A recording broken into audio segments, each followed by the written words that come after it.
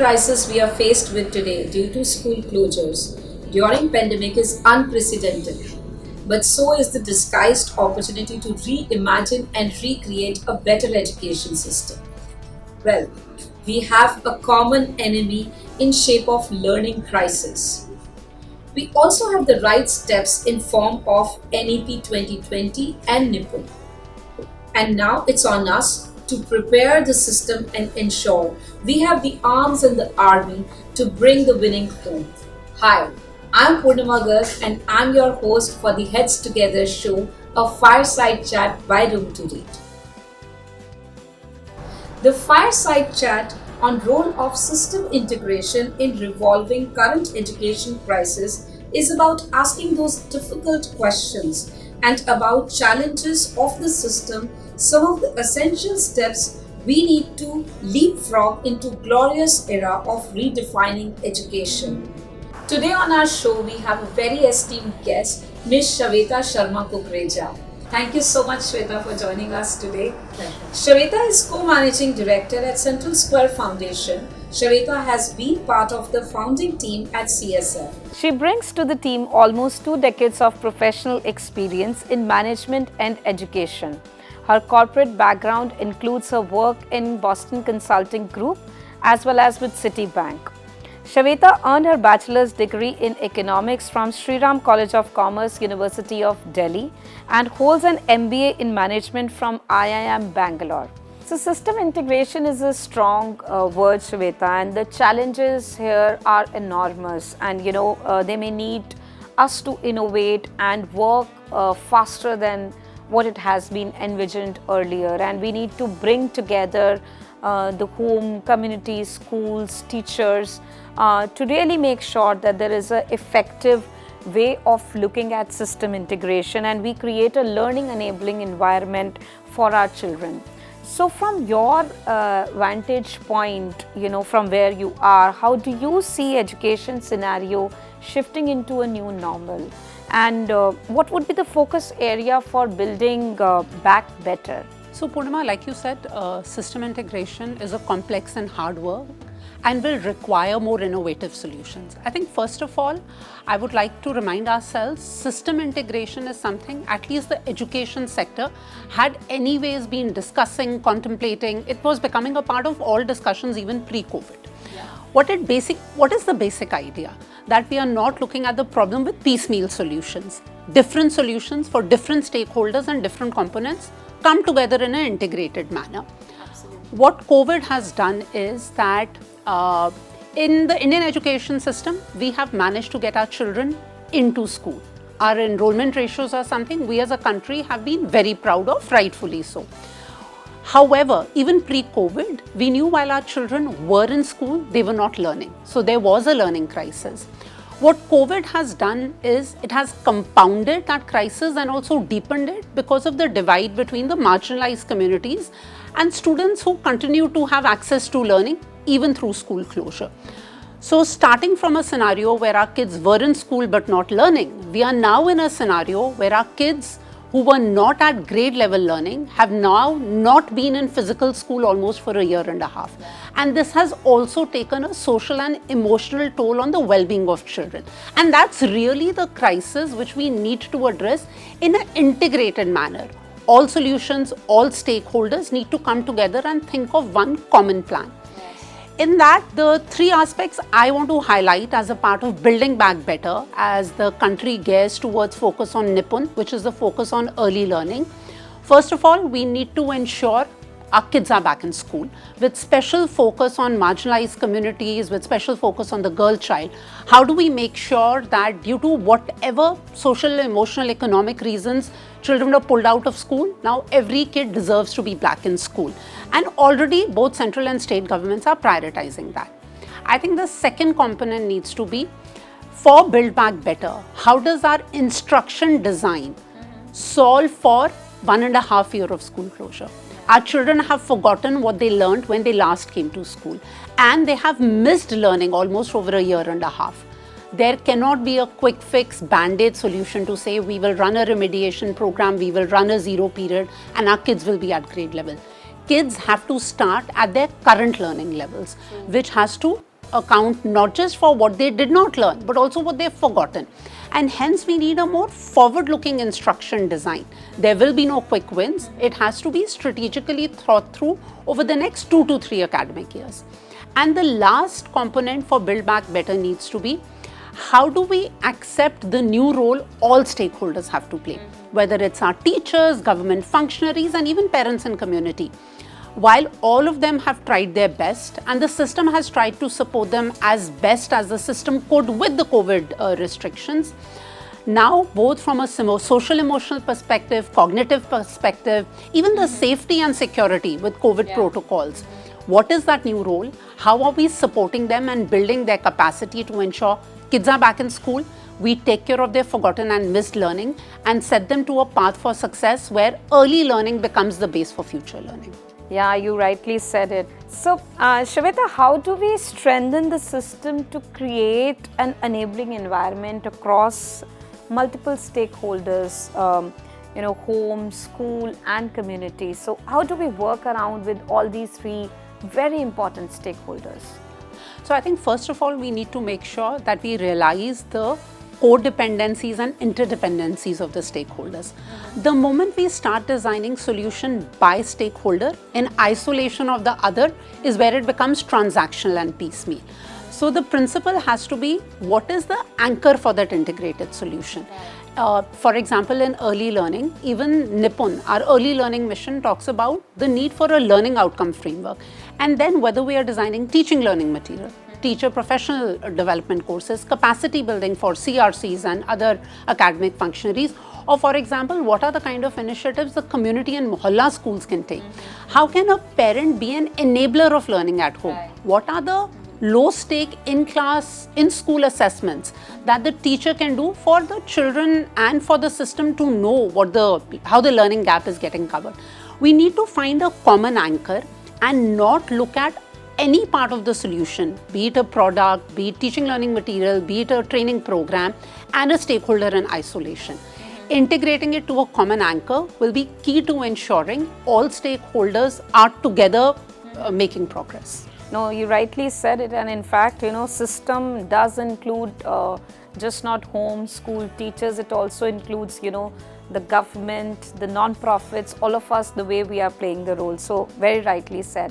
But on this, I have a question that for several years, non-profits have tried to integrate their models into education system. We've been in existence for some time now, and yet system integration has never been so very successful. And so if you could just tell me what has gone wrong, and what we can learn from our past failures, if I can put that as a failure, so to say. Yeah. So, Purnima, I won't say what has gone wrong or what has been a failure. I think it's also how our work and our sector is evolving. So there was a time and need for NGOs and programs and civil society organizations to demonstrate success in a limited geography in a pilot form. And I think India's, the entire CSO NGO network has been relatively successful and strong in that. My own reflection on what we haven't done right or haven't done adequately right, are we designing and are we starting with the intent for scale and system? If we are piloting a solution and saying, oh, I've demonstrated success in a village, in a district, in a limited community, and it might still be, I'm not saying that changing lives in a district with 1,000 schools is not meaningful. However, at a design stage, we need to know that what we are doing here eventually needs to be replicated and scaled for their entire state. And I know Room to Read globally, nationally talks about the transition from I do, we do to you do. But we can't solve for the we do and you do in the later phase. We have to take that as a principle from the beginning, how we engage with the government as a stakeholder. It's not a permission to come and do a pilot. It's a permission to actually raise the floor level of how education, reform, or any part of learning transaction is happening. So ensuring our intent translates into the design of the solution, being patient that it might mean change is slower. The quick wins might not translate as quickly as they might in a pilot scenario, but ensuring the intent gets translated into design and all stakeholder engagement, and there's wherewithal to see that through. I think there's also a significant opportunity from a donor and the funder community to not necessarily only look for quick wins. And I will caveat it by saying quick wins are important also to sustain and keep momentum and energy in the system, right? Success begets success. I'm a big believer of that. Whether you're a child, you're a parent, you're a teacher, you're an education bureaucrat, that is important. However, the replicability doesn't come only from quick wins. Even if we have to be patient for the quick wins to happen not within 1 academic year but 2 academic years, but knowing that the slow pace of change will scale and sustain as a part of government reform is a key way of looking at system in any solution that we engage with. And Purnima, again, like I said, it's not been a complete failure because a lot of the work, while it might not have today translated into scale at a system level, is informing what's happening even at a policy level. If we look at the very consultative manner in which even the new education policy was drafted, the CSOs and NGOs have been able to advise, inform and shape the Nippon policy, the mission for foundational literacy and numeracy. So there's good distance covered, of course a long way to go, and success will be in integrating it together in a more collaborative approach. You said it absolutely right, Shaveta, and that's something for us to celebrate as well. But moving on, what are the main systemic challenges today according to you, especially from the standpoint of government, schools and teachers? So what is that they would need to be doing to make sure that this reform is really materialized into how we are visioning it? So Purnima, the way I look at it, it's a classic change management challenge, right? Our schools, our stakeholders, be it even the parents, teachers and all other government functionaries, bureaucracy included, have been running schools in a certain manner, right? It's a giant system which services 250 million children in our country. So that's the gigantic size of a system that we are expecting to reform and strengthen. And everything that we read about, how hard change is, and especially how hard change is for it to translate into behavior change in a sustainable manner year on year.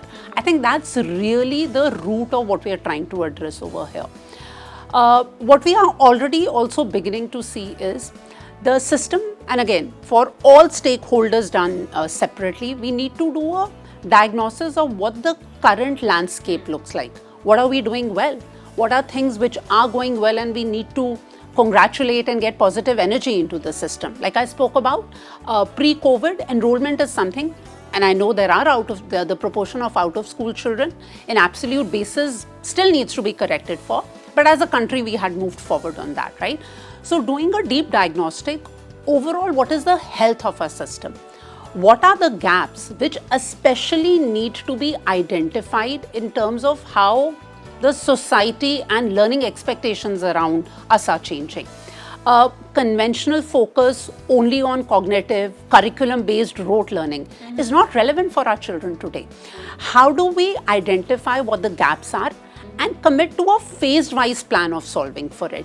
We have to acknowledge the complexity and interdependencies. I know that it will need to be a step-by-step process. Right. We will not be able to overhaul and move to a new system overnight.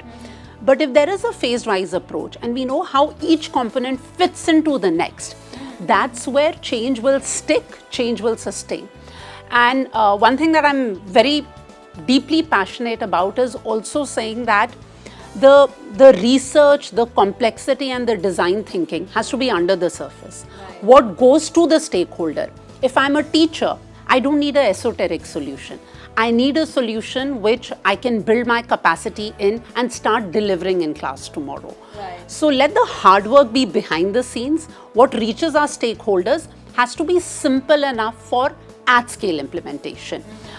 We are not saying we take shortcuts, but the complexity has to land in a manner where it sustains and the behavior change and the adoption is able to, the stakeholder is able to adopt and adapt.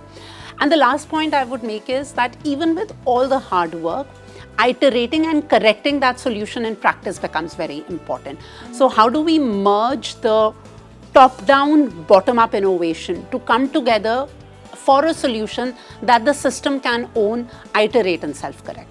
Right. Well, you said it so rightly, Shaveta. I think, if we have to make a change, it has to be more sustainable, it has to be simple so as it gets translated to the stakeholders in a way that they can carry it forward. So moving on, what kind of a policy decision and the leadership you would demand if you could at this point in time? So I think first of all, we need leadership to be bold, ambitious, while also patient. Let's truly take stock of what fundamentally needs to change and be ambitious enough to call that out. Right. And Purnima, I genuinely feel the FLN mission Nipun gives us that opportunity in what it's articulated for early learning for all children in our country. I think second, how do we celebrate the quick successes? How do we bring that energy and momentum in the system, but at the same time not losing sight of the longer goal? Right. We are in it for the long haul. Let's celebrate the initial successes. Let's take it forward, step by step, but not losing sight of where do we need to go. Right. Third would be, typically, a lot of times what tends to happen is that reform becomes more compliance driven, which means that we might go through a list of activities, but things fundamentally don't change on the ground. And how do we steer clear of that, even though governments are involved in setting guidelines, giving us a policy framework, it's not from a compliance mindset. And last, I think, again, because we are talking system, what's an integrated vision, which whether it's the chief minister or education minister of the state, or even at the central government level, down to a illiterate parent who's sending his or her child with the aspiration of a better life to school, how do we make sure this entire complex production function understands what we are working towards?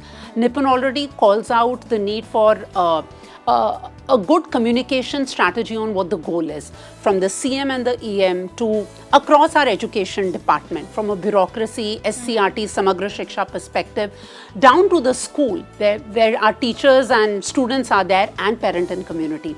How do we integrate it to make sure we are all aligned on what we are working towards, and the CSOs and NGOs become a part of this solution together? No, that's very well said. But do you think technology seems to be an easy solution for the system integration? How would you want to look at this? We have talked so much about organizations becoming digital overnight, and so how do you look at technology as a solution for system integration? So I think technology, and as COVID has taught us, unfortunately, we all had to respond to COVID and we had to lean on technology. But it also showed us what is possible. So I genuinely believe technology is proving to be a critical enabler. However, again, it has to fit into an overall solution. And from an education perspective, Purnima, I look at technology from two perspectives. The first is what we all understand as technology for education, or EdTech. How can technology be leveraged in classrooms, now that our children have also started coming back to school? How can technology be leveraged at home? And it has to be relevant and appropriate. If a child in a village has access to even a radio broadcasting, stories, which becomes a part of building language and proficiency in the local language as a skill. So relevant technology at home with parents and community. It has to talk to what the instruction design and curriculum of in-class instruction is. So that's the education technology part. The second part, and which might have been the main idea behind your question, is from integrating the entire system. From a governance perspective, how can technology play a key role? And I think the opportunity is huge. When we talk of education as a system, whether at central government level or at state government level, we are already seeing a lot of effort go towards digital. Whether it's the fact that with a Diksha platform, we now have QR codes on all textbooks, whether it's the fact that a lot of data which was getting collected in hard copy has been digitized. So while definite steps have been taken, we need to take them further for it to get more integrated holistically. And again, there is a behavior change aspect to it. Personally, I think what will also be critical is how are we leveraging technology for governance so that relevant, reliable and timely data is being made available. Whether it's on enrollment, whether it's on assessments, whether it's on attendance, how do we make sure technology enables us to capture the issue in a timely manner so that it can be corrected for, and we don't have to wait for one full academic cycle to even identify a problem and fix it. No, thank you so much, and this has been really a great discussion with you, and thank you for raising these questions around how do we make sure that system integration is sustainable, and that's the key, and probably that's the way we could bring the winning home. So thank you so much, Shweta, for joining us today. Thank you. My pleasure.